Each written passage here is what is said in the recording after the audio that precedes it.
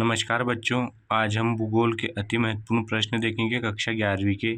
जिन बच्चों ने चैनल को सब्सक्राइब नहीं किया वो चैनल को सब्सक्राइब कर ले और वीडियो को लाइक करें ताकि आपको नए वीडियो सारे मिल जाएंगे। भूगोल का रिवीजन भी हो जाएगा। 12वीं का पेपर भी पूरा का पूरा ऐसा का ऐसे आ गया और आपको भी मैं कह रहा हूँ कि आप इन प्रश्नों को नज़रअंदाज ना करें। पहला प्रश्न है, भूगोल की कोई दो शाखाओं के नाम लिखिए। तो भूगोल की दो शाखाएं हैं, मानव भूगोल और भौतिक भूगोल। भूगोल का किन किन विषयों के साथ संबंध है? भूगोल का अनेक विषयों के साथ संबंध है। भूगोल का इतिहास के साथ संबंध है। भूगोल का जीव विज्ञान के साथ संबंध है। भूगोल का समाजशास्त्र के साथ संबंध है। भूगोल का गणित के साथ संबंध है। मानव भूगोल की प्रमुख शाखाएं बताइए। तो मानव भूगोल की शाखा पूछ रहा है यहाँ पर, ये भौतिक भूगोल की नहीं पूछ रहा। तो मानव भूगोल में सामाजिक भूगोल, सांस्कृतिक भूगोल, जनसंख्या भूगोल, अधिवास भूगोल, आर्थिक भूगोल और ऐतिहासिक भूगोल, ये प्रमुख मानव भूगोल की शाखाएं हैं। आप दो शाखाओं के नाम याद रखना। मानव का संबंध आर्थिक भूगोल से, और अधिवास का मतलब होता है मानव आवास होते हैं, जो ग्रामीण होते हैं, जो बस्तियां होते हैं, उन्हें अधिवास कहते हैं, जहाँ पर वो रहता है।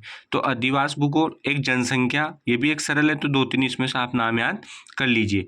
अगला मोस्ट प्रश्न है, विभेदन प्रक्रिया से आप क्या समझते हैं? तो पृथ्वी की उत्पत्ति के दौरान हल्के व भारी घनत्व वाले पदार्थ, पृथ्वी की उत्पत्ति के दौरान हल्के व भारी घनत्व वाले पदार्थ अलग अलग होने की प्रक्रियाओं को विभेदन प्रक्रिया कहा गया है। पृथ्वी जब तप्त एवं द्रवित अवस्था में थी, तप्त मतलब गर्म, तब वे पदार्थ जिनसे पृथ्वी की रचना हुई है कई स्तरों में घनत्व के अनुसार विभाजित हो गए। इसी क्रिया को विभेदन क्रिया कहा गया। मतलब अपने वजन के आधार पर, अपने वेट के आधार पर वो दोनों पदार्थ अलग अलग हो गए, उसे ही विभेदन प्रक्रिया कहा जाता है। अगला प्रश्न है, पृथ्वी के वायुमंडल को निर्मित करने वाली प्रारंभिक गैसें कौन सी थी? तो पृथ्वी के वायुमंडल को निर्मित करने वाली प्रारंभिक गैसें थी हाइड्रोजन एवं हीलियम। ये दो गैसें थी जब पृथ्वी का जन्म हुआ था या पृथ्वी में वायुमंडल निर्मित हुई थी, तब हाइड्रोजन और हीलियम गैस की प्रधानता थी। अगला प्रश्न है, जुरासिक काल के तीन प्रमुख जीवों के नाम बताइए। तो जुरासिक काल के तीन प्रमुख जीव हैं, जल में रहने वाले प्लीओसारस, थल में रहने वाले डायनोसारस, आकाश में उड़ने वाले रोडेक्टाइल।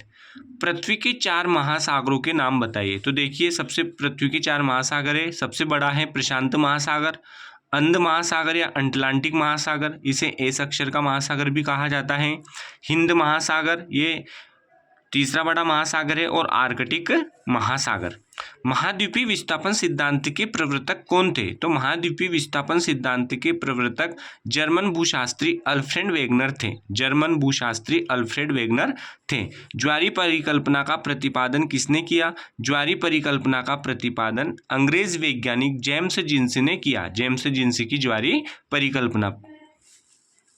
प्रारंभिक काल में पृथ्वी के धरातल का स्वरूप कैसा था? तो प्रारंभिक काल में पृथ्वी के धरातल का स्वरूप चट्टानी, गर्म और वीरान था। वीरान मतलब कोई भी नहीं थी, कोई वनस्पति नहीं थी, पूरा वीरान पड़ा हुआ था, सुनसान एरिया, जहाँ पर चट्टान का स्वरूप भी कैसा था? गर्म। इस पर एक विरल वायुमंडल था जो हाइड्रोजन और हीलियम से बना था। यह आज के वायुमंडल से भिन्न था। ये पुराने वायुमंडल की बात हो रही है। इसके बाद अगला प्रश्न है 2 नंबर का, भूवैज्ञानिक चक्र क्या है? तो देखिए, पृथ्वी पर जीव जंतुओं का विकास जिन अवस्थाओं या चक्रों में हुआ उसे भूवैज्ञानिक चक्र कहते हैं। मतलब सबसे पहले पृथ्वी का जन्म हुआ, पृथ्वी के बाद में धीरे धीरे लाखों करोड़ों वर्षों तक वर्षा हुई, फिर महासागरों का निर्माण हुआ, फिर उनमें जीवों की उत्पत्ति हुई। तो ये एक जो चक्र चला, इसे कहा जाता है भूवैज्ञानिक चक्र। पार्थिव ग्रह चट्टानी क्यों हैं? पार्थिव ग्रहों का निर्माण सूर्य के निकट हुआ है। ये पृथ्वी की भांति शेल और चट्टानों से बने हैं। इनके सूर्य के निकट होने तथा अत्यधिक तापमान के कारण गैसें संघनित नहीं हो पाई। इसके छोटे होने के कारण इनकी गुरुत्वाकर्षण शक्ति भी कम रही। इससे निकली हुई गैस इन पर नहीं रुक सकी, ये ठोस हो गए। पार्थिव ग्रह मतलब जो सूर्य के समीप थे, तो इनमें हाइड्रोजन और हीलियम गैस और ये जो बहुत सारे गैस क्यों नहीं बच पाए? क्योंकि सूर्य की जो किरणें थी, जो तेज था, जो टेम्परेचर ज़्यादा था, उन्होंने इन सबको सोख लिया था। पार्थिव ग्रहों के नाम बताइए। बुध, शुक्र, पृथ्वी, मंगल, इन्हें पार्थिव ग्रह या भीतरी ग्रह भी कहा जाता है। बहुत मोस्ट इंपोर्टेंट क्वेश्चन है। पार्थिव ग्रहों के नाम बताओ। बुध, शुक्र, पृथ्वी, मंगल और बृहस्पति। सॉरी, बृहस्पति नहीं आएगा, सिर्फ 4 ग्रह आएंगे। पार्थिव ग्रहों के नाम है बुध, शुक्र, पृथ्वी, मंगल, इन्हें भीतरी ग्रह भी कहते हैं। पार्थिव ग्रह चट्टानी ग्रह क्यों है, या पार्थिव ग्रह की विशेषता लिखी तो आप ऊपर वाला लिख सकते हैं कि ये सूर्य के समीप थे, इन सूर्य के ताप के कारण इनमें गैस टिक नहीं पाई, है ना, ये छोटे थे, इन्हें पार्थिव ग्रह या भीतरी ग्रह भी कहा जाता है। जोवियन ग्रहों के नाम बताइए। बृहस्पति, शनि, यूरेनस, नेपच्यून, इन्हें जोवियन ग्रह कहा जाता है। प्रकाश वर्ष क्या है। प्रकाश वर्ष समय का नहीं वरन दूरी का माप है। एक साल में प्रकाश जितनी दूरी तय करेगा वह एक प्रकाश वर्ष होगा। यह 9.46 × 10⁻12 किलोमीटर के बराबर है। ये प्रश्न पूछा जाता है। प्रकाश वर्ष क्या है, दूरी का मापक।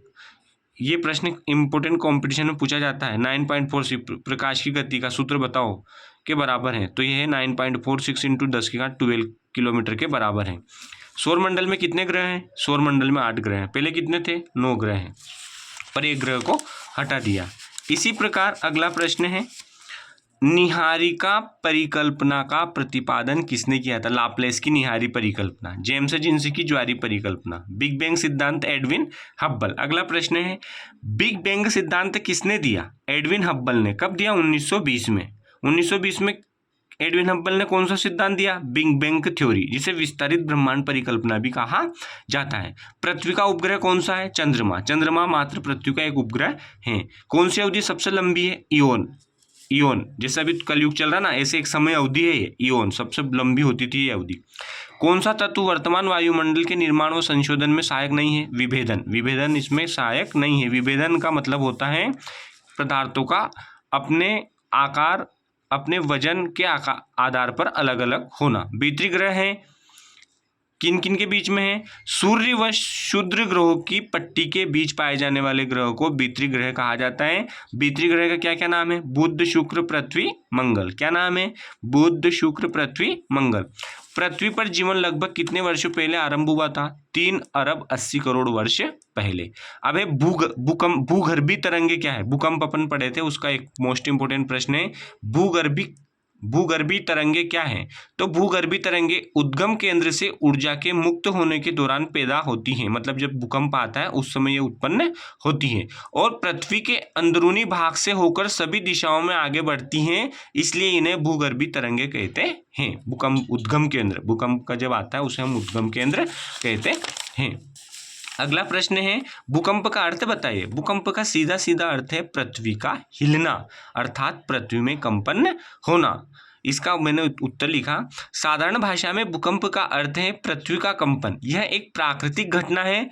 ऊर्जा निकलने के कारण तरंगे उत्पन्न होती हैं जो सभी दिशाओं में फैलकर भूकंप लाती हैं, उसे हम भूकंप कहते हैं। भू प्लस कंप, भू मतलब पृथ्वी, कंप मतलब कांपना।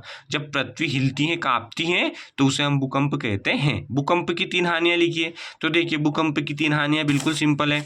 भूकंप की 3 हानियां, भूमि का हिलना, धरातली विसंगति, भूस्खलन होना, आग लगना, सुनामी आना, बांध का टूटना। इस प्रकार भूकंप की प्रमुख हानियां। भूगर्भ की जानकारी प्राप्त करने के प्रत्यक्ष साधन बताओ। तो प्रत्यक्ष साधन का मतलब होता है जिन्हें हम देख सकते हैं। प्रत्यक्ष साधन मतलब जिन्हें हम देख सकते हैं। तो जैसे देखो, खनन करना, खनन से हम पृथ्वी के अंदर की जानकारी प्राप्त करते हैं। अपन जैसे कुआं खोदते हैं, तो अपन जब खोदते हैं उससे पहले हमें पता नहीं होता है कि कौन सी चट्टान आएगी, लेकिन जब हम कुआं खोदते हैं तो हमें पता चल जाता है कि कौन सी चट्टान आएगी। ज्वालामुखी से जो तृप्त लावा और मैग्मा निकलता है उससे भी हमें पता चलता है। भूकंप से हमें पता चलता है। प्रवेदन, जब हम ड्रिल पद्धति मतलब हम जब बोरिंग लगाते हैं और उस बोरिंग के दौरान जो चट्टान आती है उससे भी हमें पृथ्वी के अंदर की जानकारी प्राप्त होती है, उसे कहा जाता है प्रत्यक्ष साधन। लेखोलित किसे कहते हैं। ये गुंबद नुमा विशाल अंतर्वेदी चट्टानें हैं जिनका तल, अंतर्वेदी मतलब अंदर पाई जाती है, समतल व एक पाइप रूपी वाहक नली से नीचे से जुड़ा होता है। ये अत्यधिक गहराई में पाई जाती है, इसे लेखोलित कहते हैं। और जो कम गहराई में पाया जाता है उसे फेकोलित कहते हैं। तो ये कुछ प्रश्न हैं 2 नंबर के, और ये परीक्षा में 100% पूछेंगे, इसलिए आप इन प्रश्नों को अच्छे रिविजन कर लो और इन्हें पेज पे लिख के इनका रिविजन कर लो। चैनल को सब्सक्राइब करना ना भूले, है ना। ठीक है, ओके।